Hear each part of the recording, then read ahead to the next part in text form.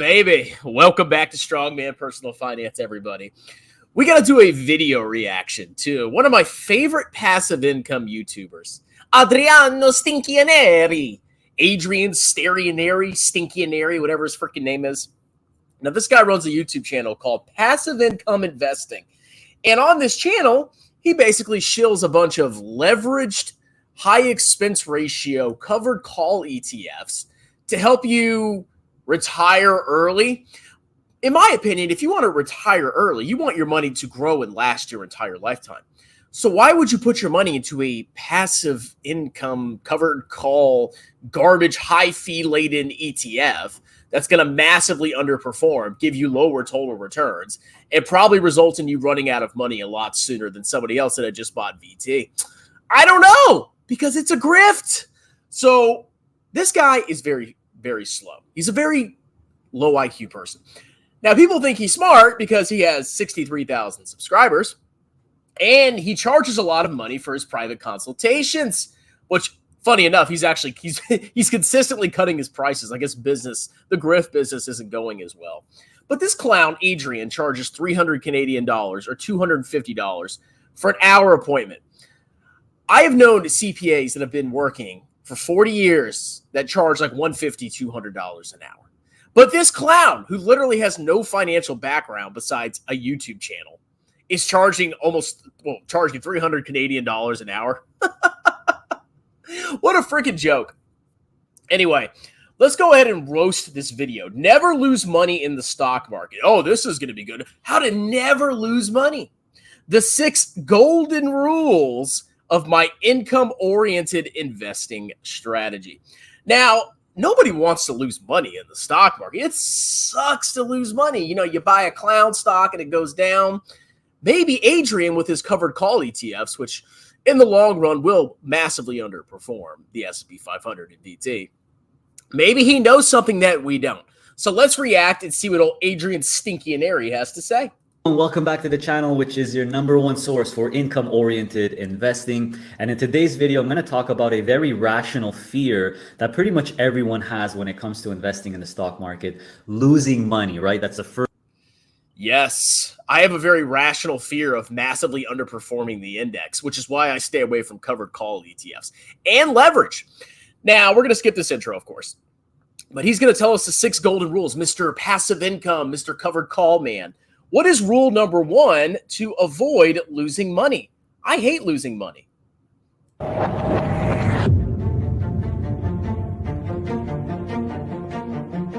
right, everyone. So golden rule number 1 is a no-brainer: sector diversification, right? So you hear it all the time: diversification is king. What does diversification really mean? And note that I actually said sector diversification because there's several types of diversification. There's sector diversification. So there's 11 sectors of the stock market, right? Real estate, financials, energy, materials.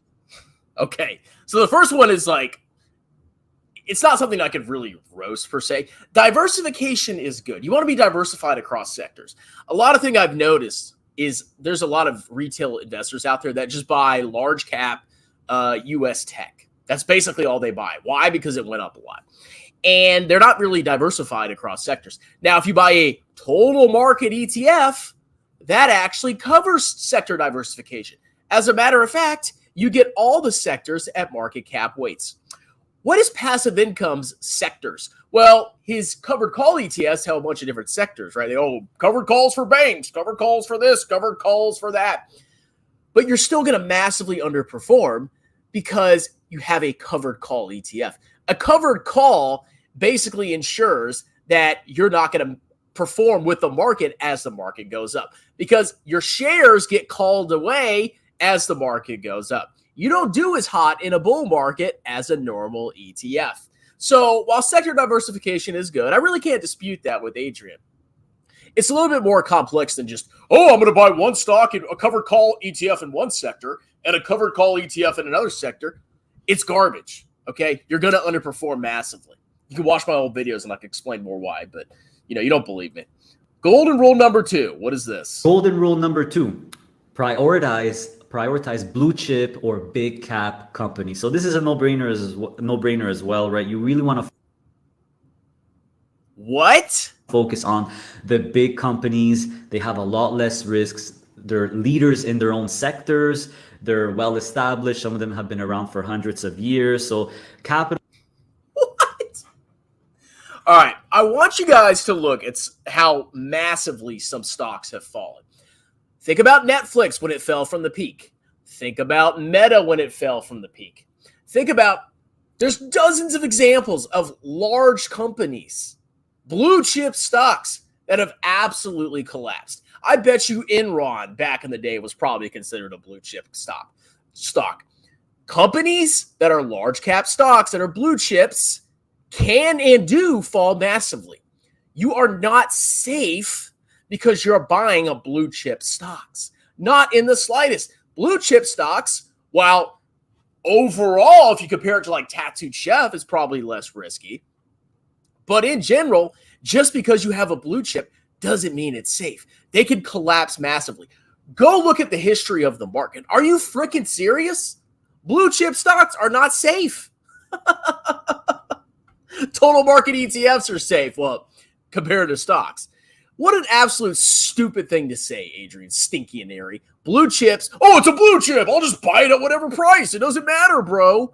What a freaking moron. So rule number 2, very stupid. I would not listen to that rule. Rule number 3. Golden rule number 3, no single stocks, no single companies. I really feel strongly about this one from all the one-on-one coaching sessions that I've done. 99%. I like how he slips that in there. Oh, it's only $300 to learn how to massively underperform the market with covered call ETFs in the long run. So this one I can actually get behind. I'm not going to roast Stinky and Airy for this one. You probably should stay away from single stocks, okay? As a matter of fact, you only need one ETF. You really do. People like to have these complex portfolios. And, oh, I got this stock and this stock and this stock and this ETF and this ETF and that one. You're an overlapping clown, okay? You just need one ETF or one index fund. I'm not going to say what it is, but you can probably guess. You only need one, okay? But I keep behind this rule. So, you know what, Adrian? I'm going to give you a buy on this one. You know, after such a stupid rule that you just told us for number 2. Let's go to number 4. Golden rule number 4, don't use any leverage yourself. So that means don't borrow any money to invest, because when you're borrowing on margin, if the market goes down a certain percentage, you could get margin called, which means the bank or your lender. Okay, just because you're not using leverage doesn't mean you're not going to lose money. You could buy a bunch of clown stocks without leverage and lose money massively. But here's the ironic thing, and I know he probably mentions it later in this little section right here. A lot of the funds that he's pushing are actually partially leveraged. Did you know that? A lot of these covered call ETFs, they borrow money to try to juice returns. And just like he said, if you get margin called, it could potentially hurt you pretty freaking massively, okay? It works on the same scale for funds. A fund that borrows money can collapse just as easily as an individual investor can, okay? There's been plenty of history of funds. I think there was one called Long-Term Capital Management or something like that. That thing absolutely collapsed because those clowns were using leverage. Now, his ETFs that he likes, whatever crappy shills, they generally have, like, from what I've seen, 25% leverage, which doesn't sound horrible, but it's still leverage. So here he is saying, don't use a leverage. Oh, don't stinky and airy. I'm a pen. I'm a fake fire. Oh, yeah, child free fire. But then the funds that he wants you to invest in, or shills on his channel at least, they use freaking leverage. What an absolute freaking moron. But I guess that's a good rule. I guess you're right. Don't use leverage, but then buy a leverage covered call ETF instead. That'll really make you succeed, especially in a bull market. Golden rule number 5. And the next one is really for the last one, the last golden rule, which, my opinion, the last golden rule, number 6 here, is the most important. So golden rule number 5, only invest in income producing ETFs. You always want to get paid. This is very important. Now, this is guaranteed.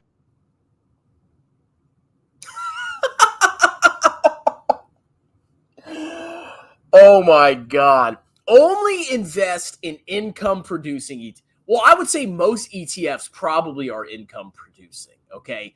If you have an ETF, at least one of the stocks in there probably pays a freaking dividend, and that probably gets distributed out to the shareholders. But just because a stock doesn't have a dividend doesn't mean it's a bad stock. Berkshire Hathaway? What? They pay a dividend? Even Tesla. Tesla doesn't pay a freaking dividend. That stock's done pretty well. You are an idiot if you think you can't buy a stock because it doesn't pay a dividend. If you are looking at income ETFs only, you're leaving a lot of decent companies, strong companies on the table. And if you're buying income ETFs, you're probably buying high dividend yield stocks. So even good companies that pay a small dividend probably won't make it into that ETF. That is very stupid advice. And you're not getting paid. Oh, I got paid with my dividend. The ETF drops by the amount of the distribution. That's exactly what happens. You're not getting paid anything. It drops, you get the payout by the amount of the payout. What did you get? Nothing. Okay? This is trash advice. This is the guy that's charging 300 Canadian dollars an hour when he's just some freaking clown. Disclaimer, I am not a certified financial planner. No, you're not. You're an idiot. You're a freaking clown. Okay? I mean, VT is an income producing ETF. It has a dividend because it's every stock in the world, basically, and a lot of stocks pay dividends. But guess what? You don't buy VT or VTI or any ETF for the dividend yield. Very, very stupid comment. This guy is stupid. This is a very stupid person, okay? Let's go to rule number. This is the best rule. Golden rule number 6. What does old Stinky Andrei have here?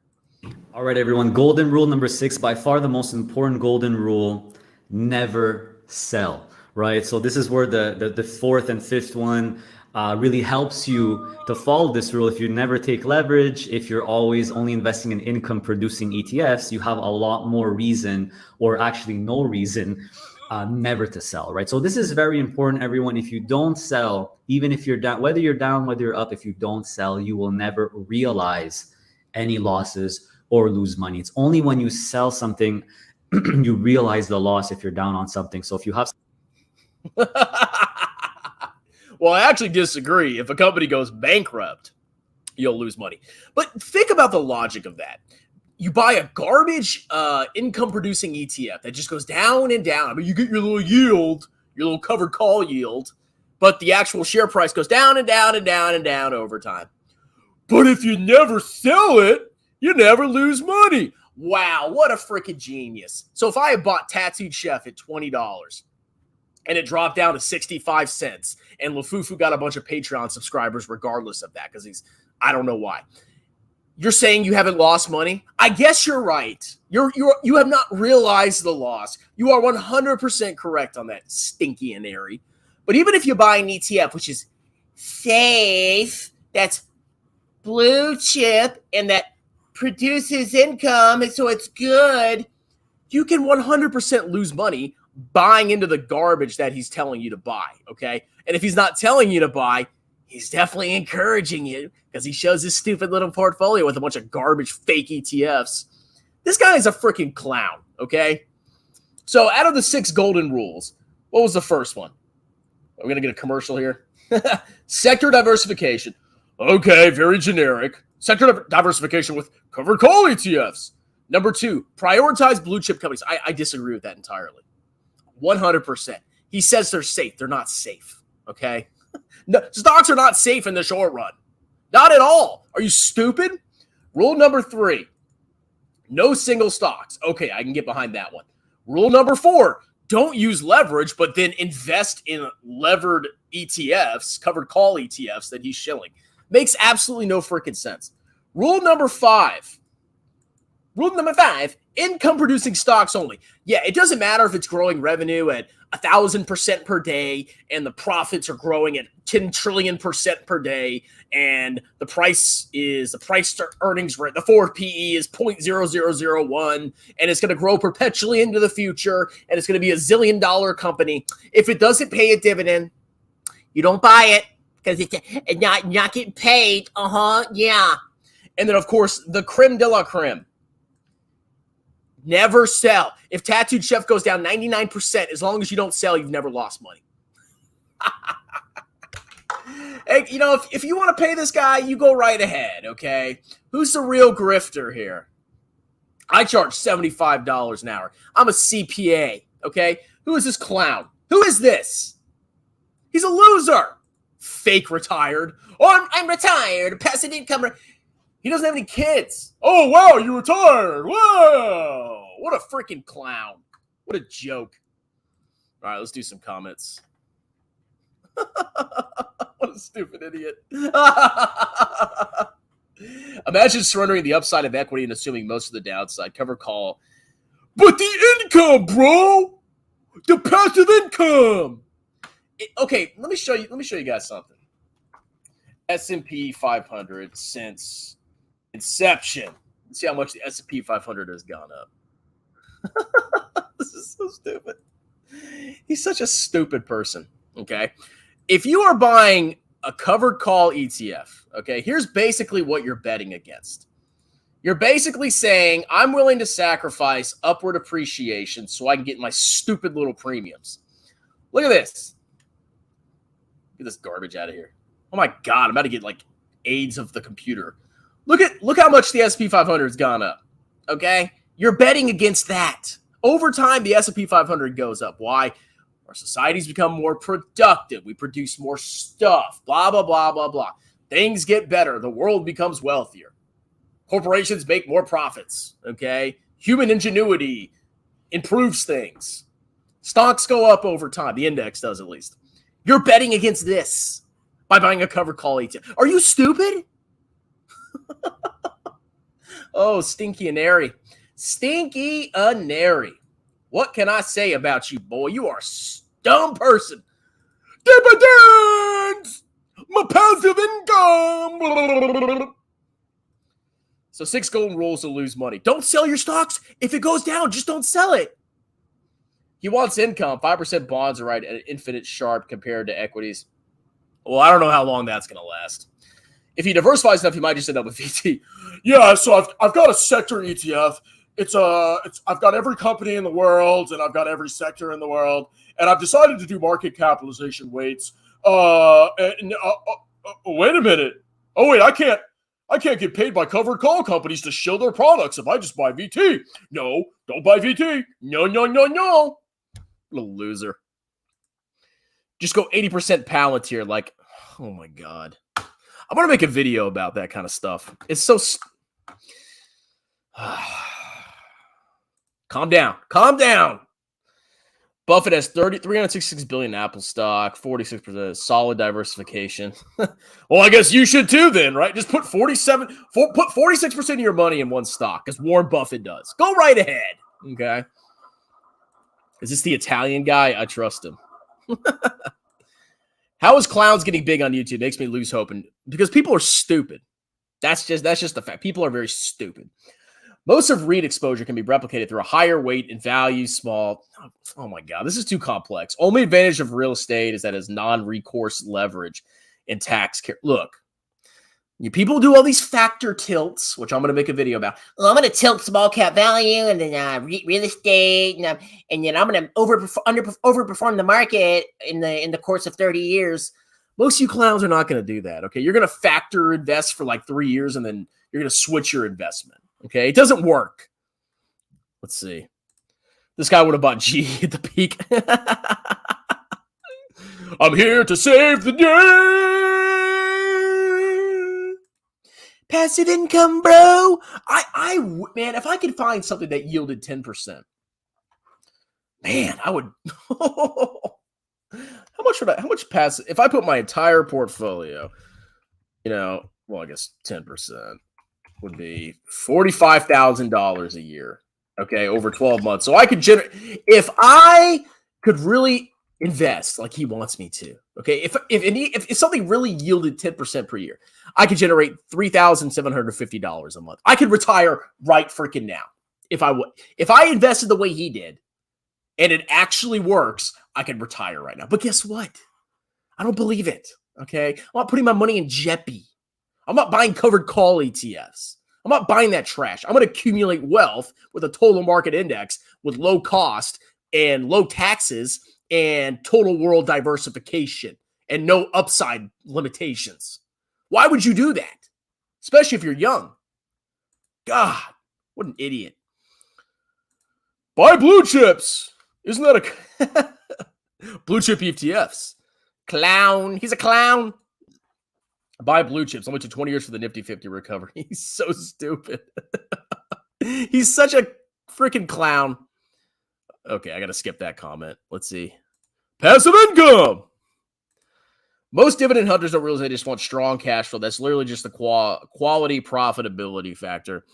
Yeah, that's probably what it is. Video too long, bought VT instead. You didn't buy VT. It's 736. You didn't buy VT. I can't think of any popular ETFs that don't pay a dividend. ARK, I guess. Yeah, I guess ARK doesn't pay a dividend. You can't lose it. If just don't sell it, bro. Don't sell Smile Direct Club, Tattooed Chef. Just hold on to them. You won't lose money, I promise. Never sell. Strongman, I think he outperformed. Oh, I'm sure he did. Are you against dividend ETFs for retired people? They have low volatility relative to the market and you get yield. I think you can make do with a bond ETF and VT. I don't think you need dividend ETFs. And oh, by the way, VT pays a dividend. Something to consider for foreign investors is currency exchange rates. For example, I'm out in the U.S. The currency here tanked. Well, I mean, currency risk. Well, I mean, like at the end of the day, it's one of those things. It's like if you're an index and fund investor, you don't know which currencies are going to do well or what currencies are going to where currencies are going to go in the future. I don't know currency fluctuations. I can't predict that. Okay, the dollar might be strong one year and then weak the next year. I don't freaking know. I don't know what's going to happen to the dollar or any currency. Okay. I don't worry about currency risk. I mean, maybe if you have all your money in like a really crappy currency, maybe you should worry. But in general, like I'm not going to sit around and like try to guess which currency is going to, make me the most money. Small cap value want to perform while you hold it. As soon as you sell it, we'll start to out. Exactly. That's what these clowns are going to do. Guaranteed. I'm going to roast factor investing. I tried that for like 6 months. I'm like, this is stupid. I'm underweight international. Why am I doing this? Also, Berkshire is an insurance company that can afford greater risk. Way different. Yes. And if Apple went down 50%, Warren Buffett would be fine. If you put your money in Apple and it went down 50%, you lost a ton of freaking money. You're probably not going to retire. I'm convinced that Jeppy propaganda is an astroturf. It could be. I don't know. Thank you for censoring stupid in the title. You're welcome. I'm still going to get demonetized. What do you think of Jeremiah Baby? Take a look at that. Scary. I will. I'll check him out. All right, guys. Well, I'm going to the bar tonight. So let's see. You can't determine currency fluctuation. Dude, currency? I think that's harder to predict than individual stocks. Oh, the U.S. dollar is just going to be strong forever. And yeah, just U.S. all the way, bro. It's like, I mean, the inherent nature of currency is like if a currency gets devalued, then people that live outside the country are going to buy goods from the country. So that creates more demand for the currency. And then that currency goes back. It's like a pendulum. I mean, but you can't predict that stuff. It's a waste of time. My stonks did 1.3%. My ETF was flat. ETF sucks. That's a Jeremy argument right there. All right, guys. You guys have a wonderful night. Adrian's a moron. Don't listen to him. And yeah. Cheers.